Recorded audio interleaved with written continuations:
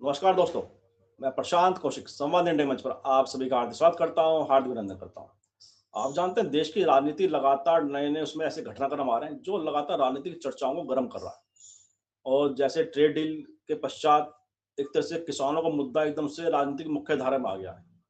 और जहां विपक्ष के नेता राहुल गांधी लगातार किसानों के हितों की बात कर रहे हेलो। हैं, प्रधानमंत्री मोदी इस बीच में इजरायल दौरे पर है। इजरायल दौरे को लेकर भी विपक्ष लगातार उन पर निशाना साध रहा है कि आखिरकार इजरायल जाने की ऐसे तनावपूर्ण माहौल में जहां ईरान और अमेरिका के बीच में लगातार तनाव बना हुआ है, युद्ध की आशंका लोग जता रहे हैं।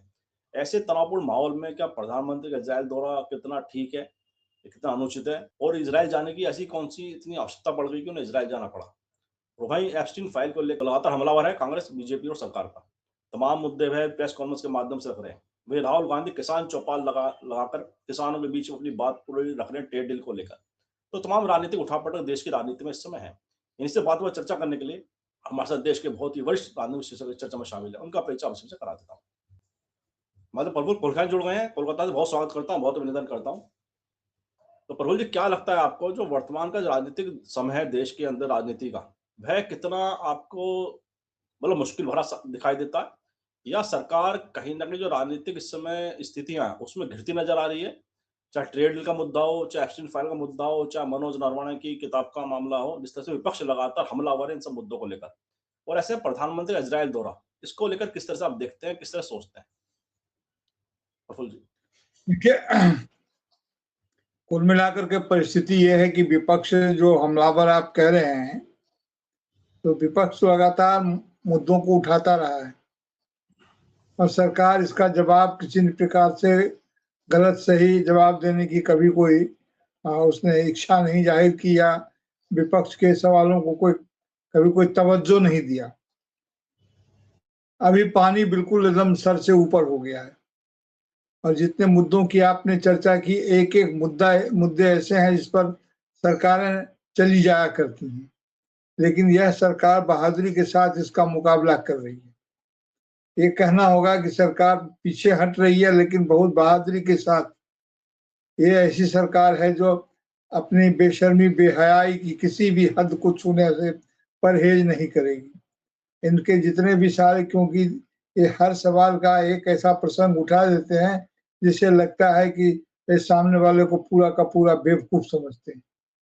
अभी जो आप एप्स्टीन फाइल की चर्चा कर रहे थे, इस पर पूरी दुनिया में तहलका मचा हुआ है और हमारे भारत में इनको लगता है कि हम इससे पार पा जाएंगे और इसकी कोई जवाबदेही तय नहीं होगी। इधर की बात उधर, उधर की बात उधर करते हैं। किसी भी मंत्रियों में आपस में कोई कोऑर्डिनेशन नहीं है, कभी कोई कैबिनेट मीटिंग नहीं होती है और अपने संविधान को, अपने पार्लियामेंट को संबोधित करने में प्रधानमंत्री डरते हैं। यहाँ कहा जाता है कि ये इनके दांत काट लिए जाएंगे इनको, इसलिए इनको लोकसभा स्पीकर ही मना कर देते हैं आने से। खुद लोकसभा स्पीकर अविश्वास प्रस्ताव के नोटिस को झेल रहे हैं। अविश्वास प्रस्ताव क्या कहेंगे, उनका स्पीकर का तो अविश्वास प्रस्ताव होता नहीं है, रिमूवल का प्रपोजल होता है, प्रस्ताव होता है। इनको पद से हटाए जाने की सूचना दी गई है। इस पर चर्चा होगी और जाहिर है कि जो संसद की प्रक्रिया है वो अपनाई जाएगी। इस समय वह संसद की किसी भी कार्यवाही में भाग लेने या उसकी अध्यक्षता करने की स्थिति में नहीं रहेंगे। लेकिन बांग्लादेश चले जाते हैं नई सरकार को के शपथ ग्रहण समारोह में। बांग्लादेश में पता नहीं क्या हैसियत लेकर जाते हैं या वहां पर उनका क्या सम्मान हुआ होगा, मुझे नहीं मालूम, लेकिन यह तो बिल्कुल ही विपरीत परिस्थिति लगती है। इधर पार्लियामेंट में इतने तरह की जवाब, इतने तरह के सवाल, इतने तरह के पोजीशन है देश में उठ रहे लगातार, और ये है कि चले गए इजराइल के पार्लियामेंट को संबोधित करने। अपने पार्लियामेंट को तो संबोधित करने की इनकी स्थिति है नहीं, लेकिन इजराइल के कैंसेट को संबोधित कर रहे हैं। और ये पहली बार है भारत का कोई प्रधानमंत्री पहली बार इजराइल के पार्लियामेंट को संबोधित कर रहा है। देखिए, इजराइल को तो बहुत सारे अपराध नेतन्याहू के माथे पर हैं, बहुत सारे जो है बच्चों के और जो नरसंहार के हैं, उस पर जाकर के इनको उससे गले मिल रहे हैं। भारत की तो यह नीति कभी नहीं थी। और वो कह रहा है, इजराइल के प्रधानमंत्री नेतन्याहू कहते हैं कि मोदी जी हमारे भाई हैं। अब जाहिर है कि ये भाई भाई का रिश्ता वहां निभाने गए हैं कि क्या करने गए हैं। नाच गान का तो कार्यक्रम अलग से सूचना आती ही रहती है, तो पता नहीं, तो बाद में पता चलता है कि ये क्या करने गए हैं। रोज नई नई खबरें आ रही है। एप्स्टीन फाइल को लेकर के सुब्रमण्यम स्वामी जी ने फिर कहीं देखा मैंने कि उनका कोई ट्वीट आया है। वो देखिए, सुब्रमण्यम स्वामी पर तो आदमी भरोसा नहीं कर सकता उतना, लेकिन हाँ, क्यों भरोसा नहीं कर सकता है? क्योंकि वो कभी सही बात को भी गलत तरीके से उठाते हैं और उनके और तिल को तार बनाने में उस्ताद हैं। वे इस बात को समझते हैं कि कांग्रेस के खिलाफ वो एक केस कर दिया और केस करने के बाद अब उसका कोई नतीजा न सामने आया है ना आएगा। वो आज का केस नहीं है और बेसिर पैर का केस है।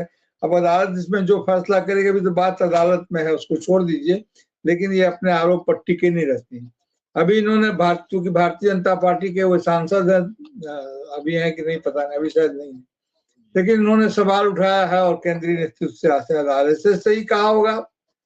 जो कोई भी अथॉरिटी उनसे कहा है कि भाजपा के वरिष्ठ सांसदों की एक मीटिंग बुलानी चाहिए, तो उन्होंने कैबिनेट मीटिंग या सरकार की मीटिंग या पार्टी की मीटिंग नहीं कही है।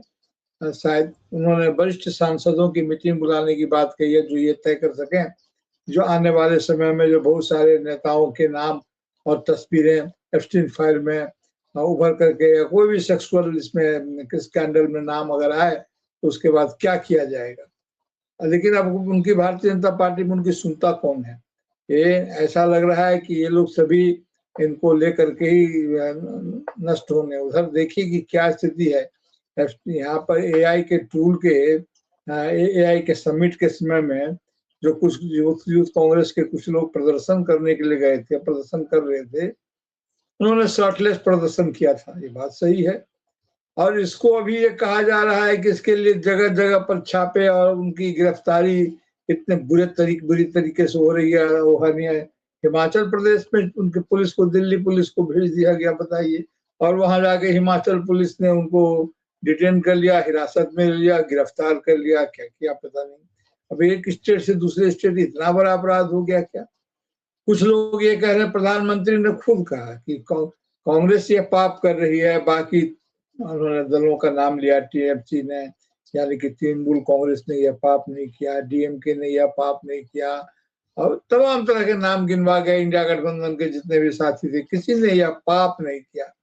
वहां जाने को ये पाप कह रहे हैं। अगर ये पाप है तो पाप पुण्य का फैसला तो भगवान पर छोड़ देना चाहिए। भगवान इसका करेंगे फैसला, तो फिर पुलिस क्यों?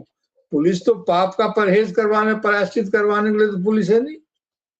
पुलिस तो है जो कानून का उल्लंघन करे उसे पकड़ करके न्यायालय के हवाले करना, न्यायालय उसका करेगा। और न्यायालय में तो पाप का प्रायश्चित होता नहीं। न्यायालय में तो कानून के हिसाब से जो सजा विहित है वो सजा होती है। जस्टिस हमारे न्यायमूर्ति आदरणीय हैं, वे तो अपने मन से तो करते नहीं है न्याय। न्याय करते हैं संविधान के, कानून के संदर्भ में न्याय करते हैं। तो उन्होंने पाप का सब, इधर बहुत सारे विचारक जो हैं वो भी कहते हैं कि हाँ, यह बहुत अच्छा नहीं था कि शर्टलेस प्रदर्शन किया। अरे भाई, ये एक राजनीतिक प्रसंग था, एक राजनीतिक प्रश्न है। इसको आप नैतिक प्रश्न बना करके नहीं पेश कर सकते। इसको नैतिक प्रश्न बना करके पेश करने की कोशिश की जा रही है। और वहां पुलिस की गिरफ्तारी भी हो रही है, तो उन्होंने गिरफ्तार कर लिया। ये क्या हो रहा है? राज्यों के आपस के पुलिस एक दूसरे के खिलाफ लड़ेंगे। आज मान लीजिए कि अभी शुरू में होते होते समझौता हो जाता है। ऐसा हो चुका है असम में और मणिपुर में, उस इलाके में कि दो सैन्य बल, सुरक्षा बल आपस में भिड़ चुके हैं, एक दूसरे पर हमला कर चुके हैं। तो ऐसी स्थिति में ये सरकार किस सवाल का इसको जवाब है? किसी सवाल का जवाब इनके पास नहीं है। ऐसा और बहुत सारे मुद्दे हैं, इस पर इनका कोई जवाब नहीं होगा। ये दोहरी तीरी उद्घाटन करने चले जाते हैं, पटरी दर पटरी। प्रधानमंत्री रेलवे का उद्घाटन कर रहे हैं आज ही, आज ये प्लेटफॉर्म, कल वो प्लेटफॉर्म। अभी न गए थे कहाँ, और मेरठ में जाकर के जो जिसकी चर्चा भी हम लोग कर रहे थे। कहने का मतलब ये कि स्थिति अच्छी नहीं है देश की। और सरकार तो, अभी सरकार अपना आपा खो चुकी है। ये सरकार अपना आपा खो चुकी है। ये अपने आप इसको अपने बोझ के तरह दबे जा रही है। पहली बार ऐसा हुआ कि राष्ट्रपति के अभिभाषण का विधिवत जवाब लोकसभा में प्रधानमंत्री ने नहीं दिया। उसके अभिभाषण को कुछ सरकार का ही होता है, उसको पार्लियामेंट में लोकसभा में उसको स्टैब्लिश करना होता है। प्रधानमंत्री उसका जवाब देते हैं, नेता प्रतिपक्ष के सवालों का या उनकी जिज्ञासाओं का, उनकी शंकाओं का समाधान करते हैं। कुछ नहीं किया गया, तो ये इसमें क्या कहिएगा, ये किस स्थिति में जी। तो ये बहुत खराब स्थिति है। इसलिए सवाल जवाब से ऊपर ये एक ऐसी स्थिति फंस गई है कि भारतीय लोकतंत्र का या पूरी दुनिया में लोकतंत्र की जो अवस्था है वो काफी बुरी स्थिति में है, उसमें भारत भी है जी। जी जी, बिल्कुल ठीक बात कही आपने। बड़ी मुश्किल राजनीतिक परिस्थितियां वर्तमान जो दौर है, ऐसा लगता है। अच्छा, ऐसे में जो एप्स्टीन फाइल की भी आपने जिक्र किया कि विदेशों में उनको लेकर इस्तीफे हुए हैं, एप्स्टीन फाइल में जिन लोगों का नाम आया है या जो सहयोगी रहे हैं, इंग्लैंड में तो गिरफ्तारी तक हो गई है। तो ऐसे में भारत में एप्स्टीन फाइल को लेकर जब हरदीप सिंह पुरी ने खुद स्वीकार कर लिया कि मैं मिला हूं उनसे, ऐसे में ऐसे यौन अपराधी और ऐसे विकृत मानसिकता वाले यौन अपराधी के साथ आपकी मीटिंग हुई है, आपकी बैठकें हुई हैं, मिलना जुलना रहा है, मेल का आदान प्रदान सार्वजनिक डोमेन में है। ये कोई छिपी बात नहीं है और ना किसी की तरफ बनाई हुई बात है। अमेरिका के विभाग के अमेरिका सरकार के द्वारा जो उनका विभाग है उसके द्वारा ये सामने रखी गई चीजें। तो ऐसे में भारत सरकार की चुप्पी क्या कहलाती है? इसके पीछे ऐसे कौन से कारण है कि सरकार इस पर चुप्पी लगातार उसकी बनी हुई है और जो सवाल उठा रहा है उसको वह तमाम तरह के आरोप लगाकर उसे कहीं ना कहीं उन आरोपों को मतलब कमजोर करने की कोशिश कर रही है? इसके पीछे क्या मानसिकता है, क्या कारण है ऐसे जो सरकार इस पर चुप्पी लगातार उनकी बनी हुई है? देखिए, सरकार तो चाहती है कि एक थ्योरी होती है, इसको बोलते हैं कि पावर ऑफ एम्बिग्यूटी, यानी कि हर मुद्दे को तब तक झुलाए रखो जब तक मुद्दा खुद न मर जाए। ऐसे पेड़ में आम झूलता रहता है ना तो पक जाता है, या तो उसको जो किसान होता है पहले उसको डाल से उतार कर तोड़ करके लाता है, पकाता है, फिर बेचता है मार्केट में, या छोड़ देता है, जब गिरना होगा गिरेगा, कौन जाए इतना मेहनत करने उसे तोड़े गिराए, तो जब गिरेगा तब गिरेगा। तो ये मुद्दों को ऐसा छोड़ देते हैं कि अगर कोई जवाब देंगे तो उस जवाब का फिर जवाब आएगा, तो फिर उसका जवाब पेंडिंग हो जाएगा, तो ये उसको छोड़ ही देते हैं। और जो जवाब देते भी हैं वो इतना एम्बिगुअस होता है, उतना द्विअर्थी होता है कि उसका कोई मतलब नहीं होता है, और उस लफाजी का क्या करेंगे। आप अगर कंक्रीट जवाब दें कि हाँ इसका ये जवाब है, इसका ये जवाब है, तो बात बनती है।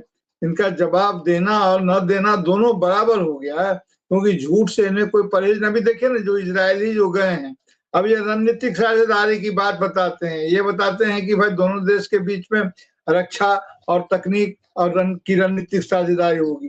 कौन सी रक्षा, कौन सी तकनीक? इजराइल के साथ हमारी रणनीतिक साझेदारी की बात ये कर रहे हैं, और इसके लिए वहां गए हैं। और पूरे मिडिल ईस्ट में जो हो रहा है उसकी कवायद को लेकर के ये इजराइल में गए, लेकिन क्या ये वातावरण नहीं वहां पर कि इजराइल जाकर के ये किसी चीज को संबोधित करेंगे और ठीक करेंगे? इसके पहले यही हुआ था यूक्रेन में, और जो इनके मित्र बताए जाते हैं वो लगातार इन पर टैरिफ लगा लगा के हालत खराब किए हुए हैं। हालांकि वहां के सुप्रीम कोर्ट ने जो फैसला दिया उस हिसाब से इसका टैरिफ का नीति में ट्रंप सरकार को थोड़ा सा हेरफेर या बदलाव करना होगा, लेकिन ये मानेंगे तो नहीं, ये मानेंगे नहीं, ये कुछ ना कुछ करेंगे। दुनिया के तमाम देशों ने कहा है कि ठीक है भाई, जो टैरिफ आप कोर्ट ने आपका फैसला किया, हमारा पैसा वापस दीजिए, या इस तरह की मांगे हो रही है, लेकिन इनको यह कहने की भी हिम्मत नहीं है कि हम इसको नहीं मानते हैं या इसको खारिज कीजिए, ये तो डील हुआ नहीं। तो जो डील हुआ नहीं, जिस पर अभी वहां पर खुद कोई सवालिया निशान है अदालत की तरफ से, उस डील को लेकर के भी कोई सुगबुगाहट है नहीं। और राहुल गांधी तो बार बार चुनौती दे रहे हैं इसको। मान लीजिए कि हिमाचल प्रदेश हो या कहीं हो, जो किसानों की जो समस्या है, राहुल गांधी लगातार किसानों के बीच जा रहे हैं, उनको संबोधित कर रहे हैं, उनको कर रहे हैं। तो कांग्रेस हर तरफ से इस समय में सक्रिय पहले भी रही है, लेकिन अब तो उनका साथी जो मीडिया है, अब मीडिया भी इस बात को समझ रही है कि ये एक ऐसे मुकाम पर राजनीति को लेकर चले गए हैं कि अब ये न छिपाए न छिपे और दिखाए न दिखे की स्थिति में। वो करे तो करे क्या, इसलिए मीडिया की भी हालत बहुत नाजुक स्थिति में है। अब झूठ की इंतहा हो गई है, अब नैरेटिव्स गढ़ने की इंतहा हो गई है, अब एक समय में कोई कहानी चलती नहीं है, इसलिए भयानक स्थिति है। कि देखिए कि क्या होता है पूरी दुनिया में जो मिश्रित प्रतिक्रियाएं आ रही हैं और उसको लेकर के भारत में प्रधानमंत्री के भारत में उनके इजराइल यात्रा की जितनी चर्चा नहीं हो रही है उससे ज्यादा चर्चा विदेशों में हो रही है और लोग आश्चर्य व्यक्त कर रहे हैं और लोग इस बात से परेशान है कि ये क्या हो रहा है पूरी दुनिया में। खुद अमेरिका इजराइल के साथ खड़े होने की स्थिति में हिचक रहा है क्योंकि यूरोप और क्योंकि देखिए अमेरिका सिर्फ ट्रंप साहब का नहीं न है, अमेरिका सिर्फ ट्रंप साहब का देश नहीं कि ट्रंप की अगर व्यक्तिगत दोस्ती है उससे या वो उनका ये है, अमेरिका की अपनी नीति को इजराइल सूट नहीं कर रहा है, इसलिए इजराइल के तमाम विरोध हो रहा है, अमेरिका के अलग अलग कोनों में भी विरोध हो रहा है। तो ये स्थिति है, इसमें क्या कीजिएगा। जी बिल्कुल ठीक बात है कि अलग दुनिया की जो वैश्विक परिस्थितियां हैं मतलब बहुत तेजी से बदल रही हैं, बहुत तेजी से जो खेमेबंदी है वैश्विक राजनीति की भी वह भी नए नए तरीके से सामने आ रही है, नए नए रूप में वह उसका गठन हो रहा है। ऐसे में जैसे राहुल गांधी की आपने बात की, किसानों की बात की, तो ट्रेड डील को लेकर देश में बड़ा मुद्दा ये राजनीतिक तौर पर बनता जा रहा है। हमने पार्लियामेंट में देखा और उसके पश्चात भी देखा कि किस तरह से सड़कों पर कांग्रेस लगातार ट्रेड डील का मुद्दा लोगों तक पहुंचा रही है, किसानों के बीच में अपनी बात रख रही है। ऐसे में किसानों में इसको लेकर किस तरह की प्रतिक्रिया आप देख पा रहे हैं? क्योंकि अगर किसानों भी अंदर तक बात बैठ गई ट्रेड डील की, जो उन्हें नुकसान की बात बताई जा रही है कांग्रेस के द्वारा, विपक्ष के द्वारा, अगर उनके मन में बैठ गई तो सरकार के लिए कितनी बड़ी भारी परेशानी का कारण ये ट्रेड डील बन सकता है, क्या लगता है?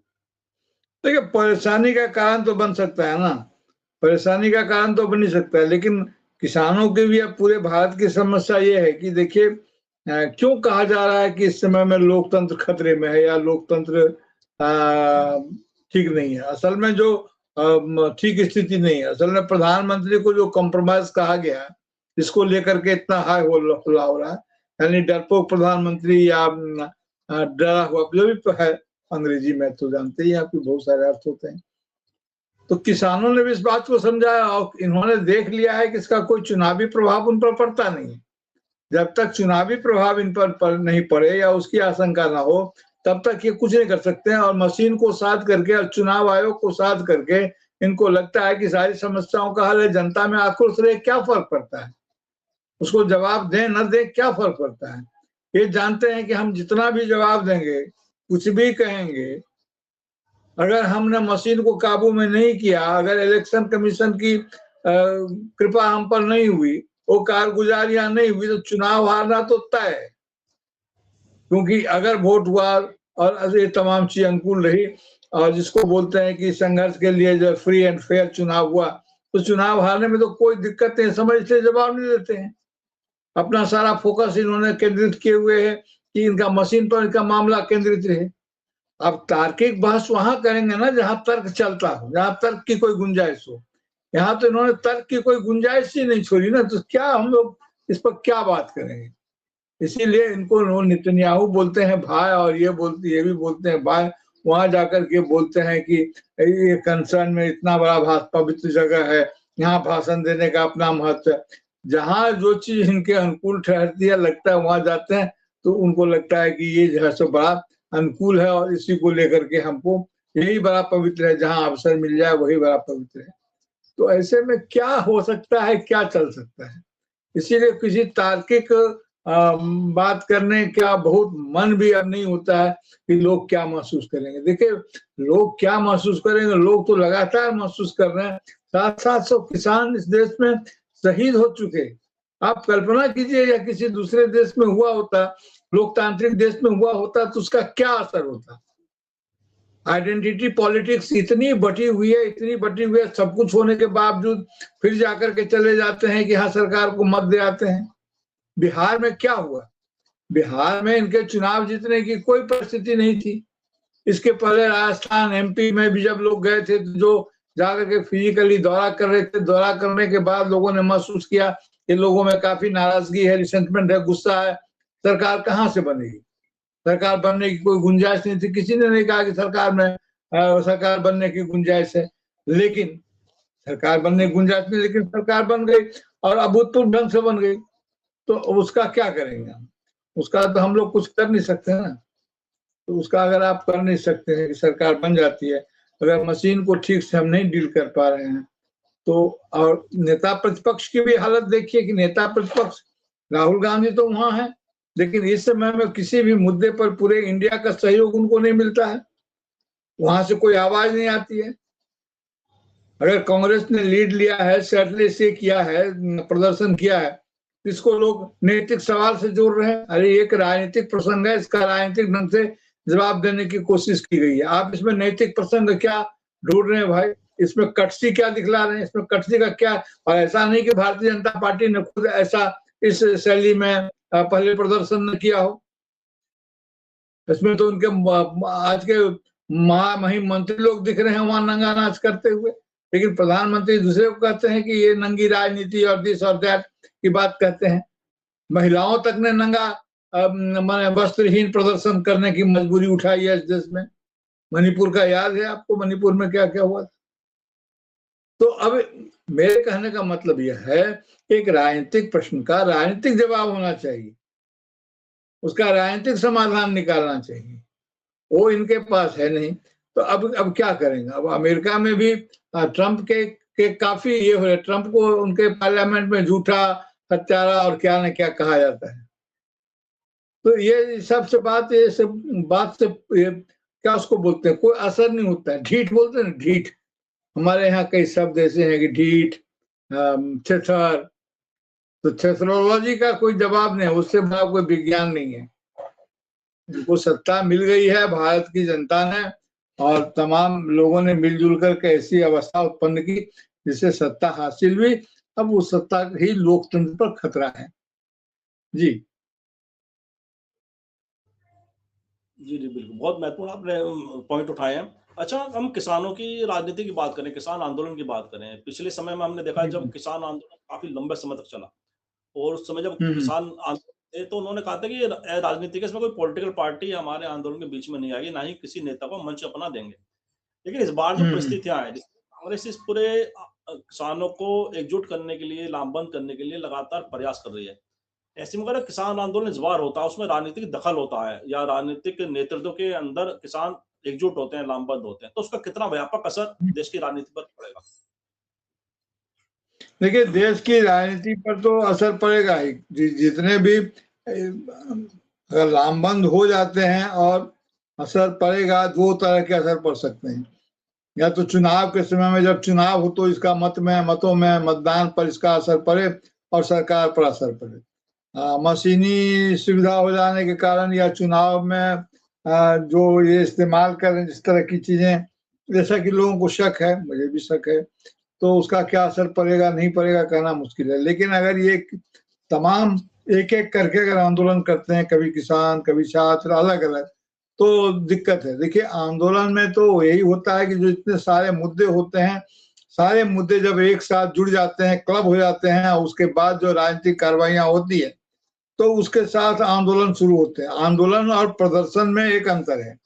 अभी तक भारत में इस समय जो हो रहे हैं, तो किसान आंदोलन में प्रदर्शन और आंदोलन दोनों के तत्व थे, लेकिन वो इतना केंद्रीकृत हो गया था कि एक जगह हो गया था, तो उसको डील करने में शायद सरकार को सुविधा हुई।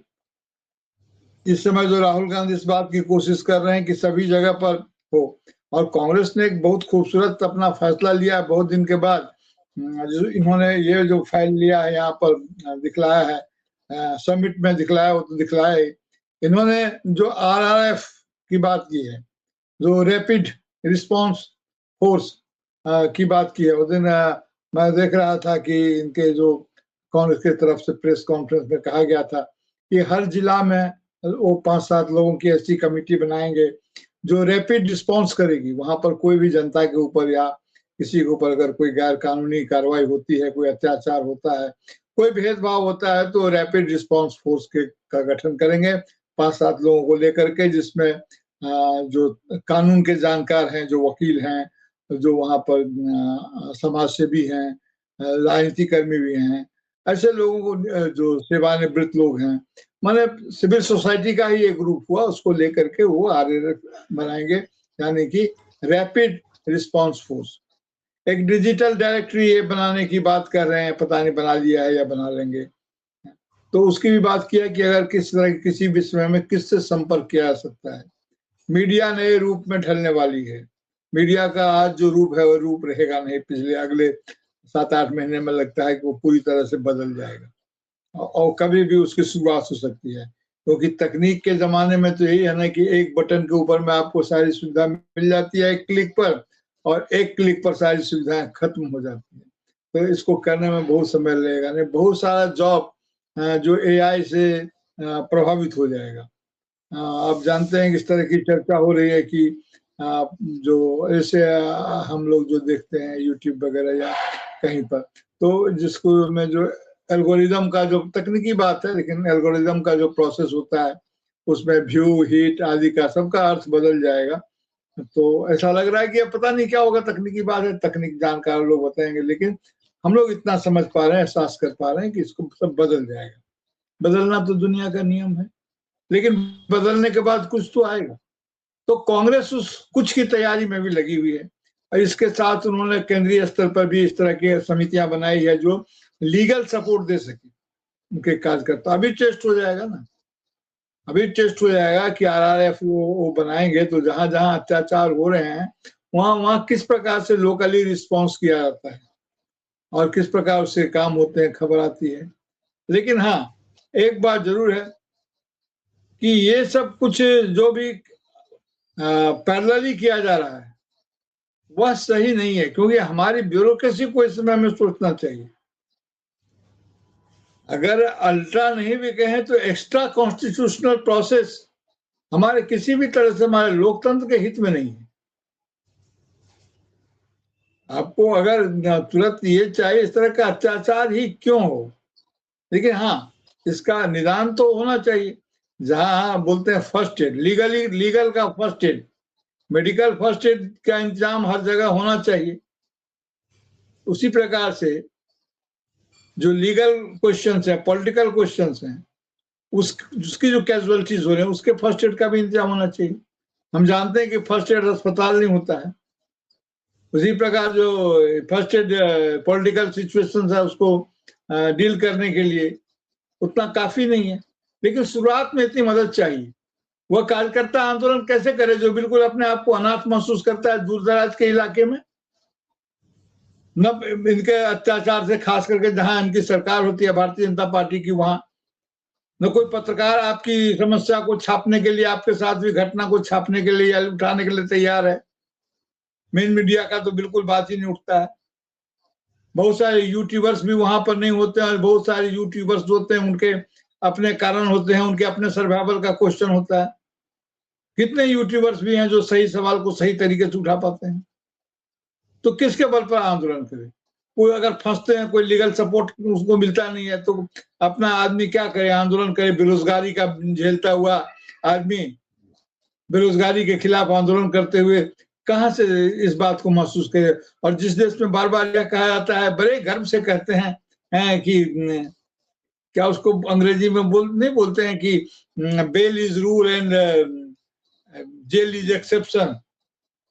तो किसी के जिंदगी में अगर एक्सेप्शन 5-5 साल तक एक्सेप्शन ही होता है तो उसकी जिंदगी तो बर्बाद हो गई ना, और जरा सा देह नहीं सिहरता है। तो ऐसी यही मैं कह रहा हूँ ये कि लीगली भाई आप इसको, इसलिए कांग्रेस अगर ये सब काम कर रही है तो वो अच्छा उनका रिस्पॉन्स आएगा। और फिर राजनीतिक संघर्ष का राजनीतिक या युद्ध के भी या किसी भी समय में जो लोग काम करते हैं उनके पास उसका एक खास तरीका होता है, और वो तरीका ये होता है कि अपने अपने मोर्चे पर डटे रहो। जब तक ऊपर से आदेश नहीं आए, तो अगर जहां आप हैं वहां अगर कोई इंसिडेंट नहीं हो रही है और बगल में कोई जबरदस्त इंसिडेंट हो रहा है तो कूद के वहां जाने की जरूरत नहीं है। आप जहां हैं वहीं रहिए, वहां के लोग वहां संभाल लेंगे, यही एक नियम होता है। तो अब ये कांग्रेस भी इस बात को देख रही है कि जो जहां है वहां के नियम को संभालो, जो जिस सेक्टर में हो वहां संभालो, दूसरे जगह। इसलिए हर फ्रंट पर अलग अलग मुद्दे आ रहे हैं, सभी एक जगह नहीं फिट हो जा रहे हैं। तो भारतीय जनता पार्टी की में जो सत्ता की पार्टी है उसको, वो उमा भारती ने भी एक जवाब दिया था कि जो मोदी जी हैं ये मोदी जनता पार्टी है कि भारतीय जनता पार्टी है। तो उन्होंने कहा था कि ठीक कहा था कि जो जिस समय में पार्टी को लीड करके ले जाता रहता है उसको लोग उसका नाम दे दिया करते हैं, लेकिन वो उनकी पार्टी थोड़ी रहती है। अब सही दिशा में ले जा रहे थे तो मोदी जी की पार्टी थी भारतीय जनता पार्टी, लेकिन जब भारतीय जनता पार्टी को गलत दिशा में ले जाएंगे तो पार्टी के लोग ही नहीं मानेंगे कि ये उनकी पार्टी है। लेकिन सभी इस समय में इस ढंग से हैं, डरे हुए हैं, सबको ये बता दिया गया है कि बहुत आपातकालीन स्थिति है, कुछ से कुछ हो जाएगा, और सुख सुविधा में सब इतने डूब गए हैं कि और इससे मुक्ति पाने का रास्ता नहीं। देखिए सीधी सी बात है, एक समय में राजनीति जो दल से चलती है, जो दल का मत होता है, दल की उपेक्षा से दल जब कई टुकड़ों में बढ़ जाता है भीतर भीतर, तो दलदल पैदा होता है, और दल के भीतर कई दल यानी कि दलदल। तो भारतीय जनता पार्टी इसमें दल से अधिक दलदल में फंस गई है, और जितना जोर लगाया उतना धंसेगी। इसीलिए कोई जवाब नहीं देती है। जवाब देने का मतलब है जोर लगाना, कोई जवाब नहीं देती है। निश्चिंत रहो, चीजें अपने आप तय होती रहेंगी। तो ये इनका इस समय में थ्योरी पर चल रहे हैं, लेकिन स्थिति बहुत भयावह है, और इनके लिए जितना भयावह है उससे ज्यादा 140-50 करोड़ लोगों के लिए भयावह है। ये भयावह है उन युवाओं के लिए जो रोजी रोजगार की तलाश में हैं, जिनका सपनों की शुरुआत अभी हुई भी नहीं है ढंग से। ये भयावह है उन महिलाओं के लिए जिन्हें घर से निकलने में डर लगता है। ये भयावह है उन बच्चों के लिए जिन बच्चों ने अभी धरती पर ठीक से पैर भी नहीं रखा है। ये भयावह है उन तमाम बुजुर्गों के लिए जो शुरू तो हुए थे कहीं और, विदा होते समय एक ऐसा भारत छोड़ करके जाएंगे जिसमें उनकी संतानें सुरक्षित नहीं रहेंगी। आदमी पूरी जिंदगी मेहनत करता है, सामाजिक सुरक्षा का इंतजाम करता है, और चाहता है कि हम अपने बच्चों के लिए ऐसा कुछ करके जाएं जिससे उनकी जिंदगी सुरक्षित रहे। तो यह संभव नहीं रह गया है, क्योंकि सुरक्षा, आपके बच्चों की सुरक्षा आपके किए संभव नहीं है।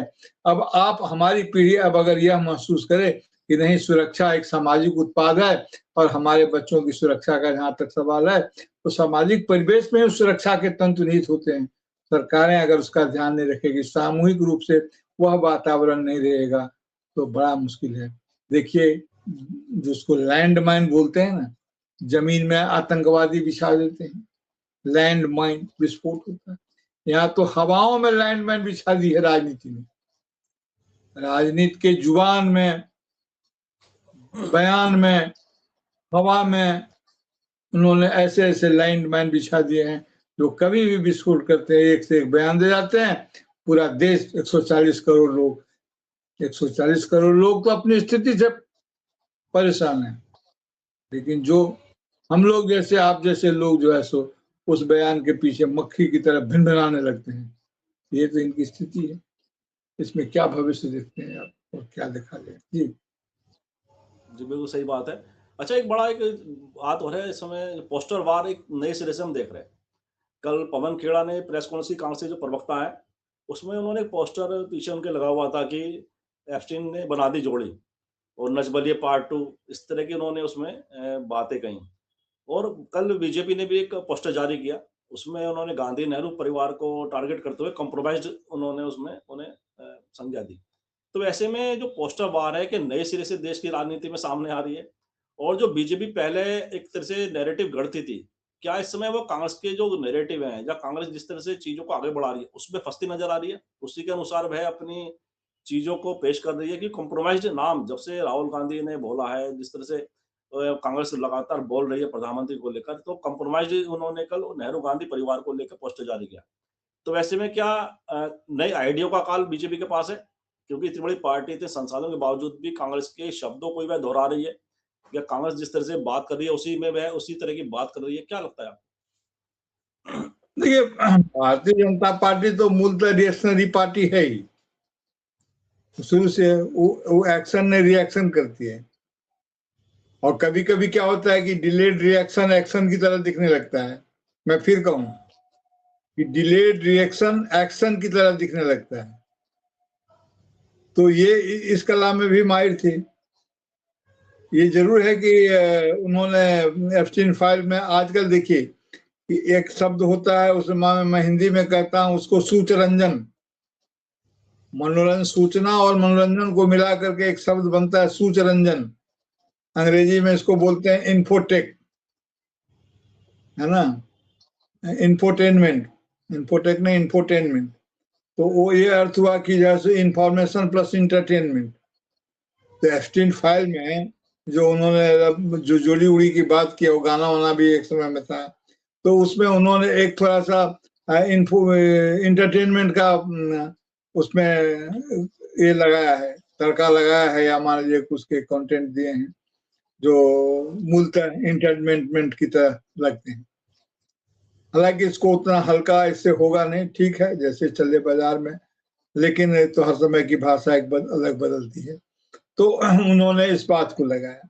अब वो ये बोल रहे हैं कि, और तमाम देखने की बात ये है प्रशांत जी कि ये सभी महाशय जिनका नाम आ रहा है सभी सफेद केस वाले हैं, 75-80 के पार के लोग हैं। ये बूढ़ों का ऐसा कमाल है, ऐसा इसमें शामिल हुए हैं। इनके बाल बच्चे इनके बारे में क्या सोचते होंगे? राजनीति तो छोड़िए भाई, जिनके परिवार हैं, बहू बेटियां हैं, तो सोचते होंगे। हमने तो ये सुना कि ये खुद वहां संवाद कर रहे थे और इनके परिवार के लोग इधर व्यापार में लगे हुए थे उसी प्रकरण में। एक कौन सी नैतिकता है? तो आप जो बता रहे हैं कि इन्होंने ये किया, अब वो दिखा रहे हैं उनको नेहरू के अलावे कोई मिलता नहीं है। पता नहीं कितना दरिद्र है ये लोग। 2-4-10 तो और मैं नाम दे सकता हूं, मगर क्यों दूं, जो बहुत पॉपुलर हुए थे उस जमाने में इस तरह के केस में।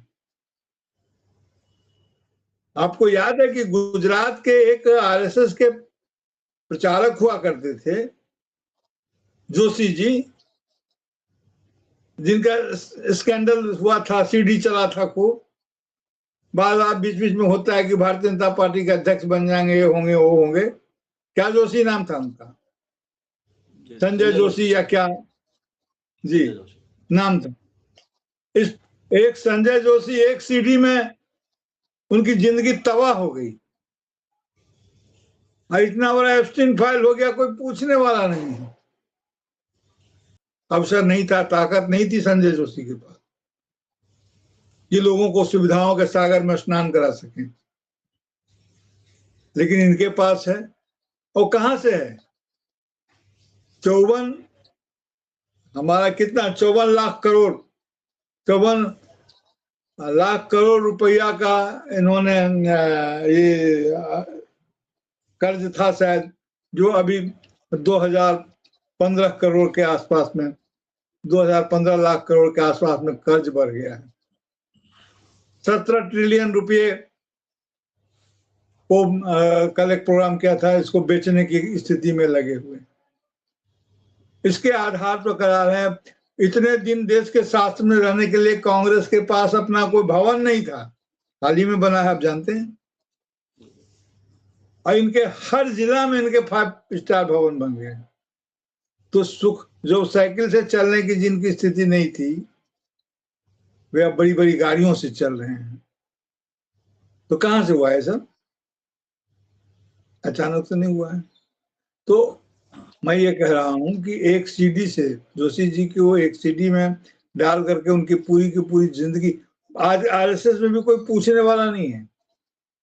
आपके जैसे हमारे जैसे लोग ही बीच में कभी कभी उठा देते हैं कि नहीं नहीं भारतीय जनता पार्टी का अध्यक्ष इनको बनाया जाएगा, इनको बनाया जाएगा। वो गए और बनाया किसको गया? नितिन नवीन को। वो बेचारे क्या करें, उनके सामने तो उनको शायद ये स्पष्ट नहीं हो रहा होगा कि कौन किसके साथ है। भाई जोगी जी शंकराचार्य पर पिले हुए हैं, तो अब जोगी जी के साथ कौन है और शंकराचार्य जी के साथ कौन है, इनको वही पता नहीं होगा। कौन, अमित शाह बिल्कुल चुप है, तो अमित शाह जी के साथ कौन है? और प्रधानमंत्री ने कह दिया कि आप बॉस हैं। अब अपने बॉसगिरी को बचाने के लिए कोई बयान दे और इनको बॉस से टॉस कर दे, तो चुपचाप है बेचारे। कि ये भी वही नीति अपना रहे हैं कि भाई कोई बयान नहीं देना, तुमको क्या करना है जी, तुम अपना खाओ पियो मौज करो। कोई बयान देखा है इनका? एक बार कलकत्ता आए थे तो कलकत्ता में कुछ करने की कोशिश की, IPAC वगैरह का मामला हुआ, उस पर कुछ बोले, कुछ करे? यहाँ ममता दीदी तो नहीं। तो सारी परिस्थितियां ऐसी हो गई है कि इसको लॉजिकली हम कैसे, इसका लॉजिकल एक्सटेंशन हम तब न खोजें जब इसमें कोई लॉजिक हो। ये तो लॉजिक नहीं, अभी भी मैजिक पर विश्वास करते हैं और मैजिक इज ओवर। भाई जब तक मैजिशियन मंच पर रहता है तभी तक उसकी टोपी से कबूतर निकलते हैं। जनता के साथ मैदान में आने से, जनता के बीच में होने से न टोपी बचती है न कबूतर। तब मंच उजड़ गया है, पीछे से खुल रहा है। अब ये सब टाइम का वक्त है, देखिए क्या, लेकिन जाते जाते क्या नष्ट करके जाएंगे। बहुत कुछ नष्ट हुआ है, बहुत कुछ नष्ट हुआ है। बाढ़ जब आती है ना, बाढ़ जाने के बाद उस इलाके की हालत बहुत खराब होती है, उसी स्थिति होगी। देखिए कि क्या होता है। भारत बहुत बड़ा देश है, हर कठिन परिस्थिति को इसने संभाला है, इनको भी संभाल लेगा। लेकिन देखा जाए क्या होता है। ये जो राजनीति की हवा ये चला कर आए थे, इसीलिए मैं सुब्रमण्यम स्वामी का जब ट्वीट देखता हूँ कभी कभी तो मुझे लगता है कि नहीं, अब अविश्वसनीय ढंग से वो कुछ अच्छी बातें कर रहे हैं, जरूरी बात कर रहे हैं। इतना ही मैं कह सकता हूँ उनके बारे में। लेकिन भारतीय जनता पार्टी के भीतर कोई हलचल हो, इसकी कुछ शुरुआत दिखती नहीं है। जी जी बिल्कुल ठीक बात है कि आने वाले समय में क्या हुआ तो खैर भविष्य गर्म में है। लेकिन अच्छा, कार्यक्रम के अंत में आते हैं। एक बड़ा महत्वपूर्ण इस समय सवाल ये है कि देश की जो समाज है, देश का जो समाज है, जिसमें जिससे नफरत लगातार बोई गई, नफरत लगातार पोषित की गई राजनीतिक स्वार्थ के लिए, ऐसे में क्या समाज बदल रहा है? क्योंकि हमने देखा कि उत्तराखंड में कोटद्वार में दीपक नाम के लड़के ने जिस तरह से सामने आए, मोहम्मद दीपक के नाम से बड़ा फेमस वह इस समय दीपक हो गए हैं, जो उन्होंने एक मुस्लिम बुजुर्ग के साथ जिस तरह से कुछ शरारती तब बदतमीजी कर रहे थे, वह उसके बचाव में आए। और ऐसे विभिन्न जगह पे हमने देखा, राजस्थान में देखा कि एक पूर्व सांसद कंबल बांट रहे थे गरीब लोगों को। वहां पे उन्होंने कहा कि दूसरे संप्रदाय के लोगों को कि आप चले जाएं यहाँ से, मैं नहीं बांटूंगा। लेकिन वहां पे जो उपस्थित लोग थे वो सब खड़े हुए, उन्होंने विरोध करा उस बात का। और ऐसे कुछ घटनाक्रम देश में विभिन्न हिस्सों से आए हैं जहां पर सांप्रदायिक भेदभाव के विरोध में हिंदू संप्रदाय के लोग, हिंदू लोग वहां पे इकट्ठे हुए हैं। उन्होंने उन चीजों को विरोध किया, कि नफरत फैलाने को विरोध किया उन्होंने। क्या समाज अब कुछ ना कुछ खड़ा हो रहा है नफरत के खिलाफ? क्या कुछ बदलाव समाज के अंदर आ रहा है? क्या लगता है आपको? देखिए, ये तो बहुत गहरा समाजशास्त्री प्रश्न है। देखिए, समाज बदल तो रहा है, क्योंकि स्थिर रह नहीं सकता है, बदल रहा है। और अपवाद ही, जो एक्सेप्शंस होते हैं, वही बदलाव की सूचना देते हैं। ये ठीक है कि समाज में हर कोई भगत सिंह नहीं होता है, ये ठीक है कि समाज में हर कोई महात्मा बुद्ध भी नहीं होता है।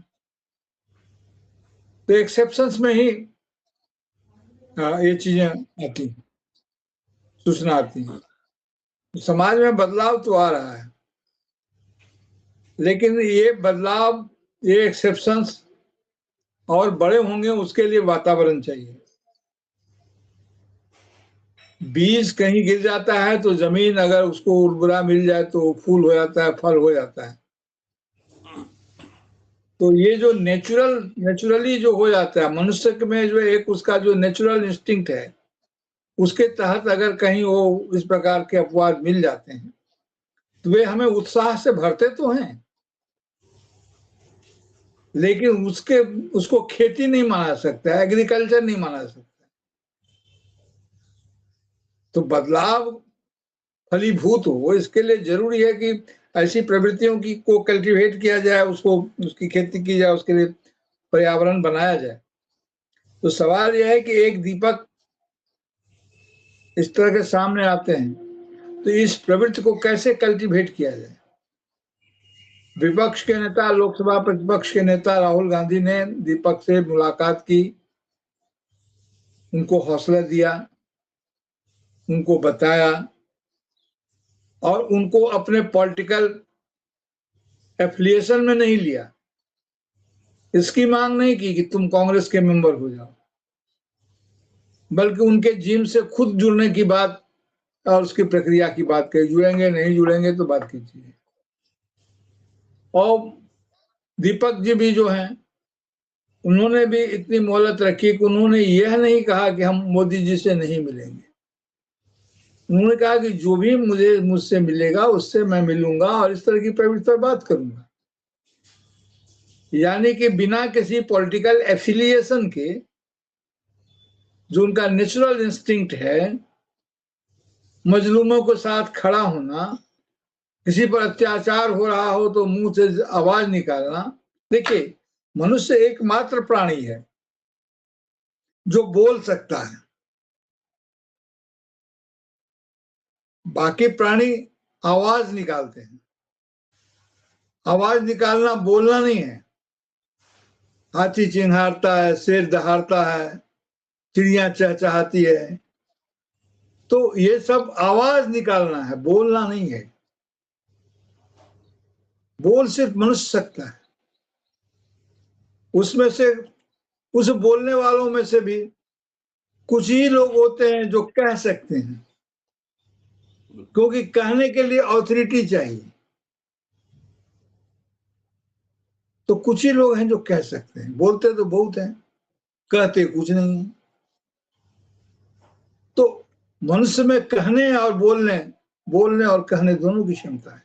इसलिए ना व्यक्ति की स्वतंत्रता का इतना महत्व है कि बोलना कहना मनुष्य होना है। अगर आप किसी को बोलने और कहने से रोकते हैं तो उसके मनुष्य होने की संभावनाओं को रोकते हैं। तो मनुष्य बोलता है, मनुष्य कहता है, तो एक नेचुरल चीज है। उसी प्रकार दीपक जी ने जो काम किया वो उनकी एक इंस्टेंट स्पॉन्टेनियस, किसी पब्लिक एफिलिएशन के लिए नहीं किया था, रील बनाने के लिए नहीं किया होगा।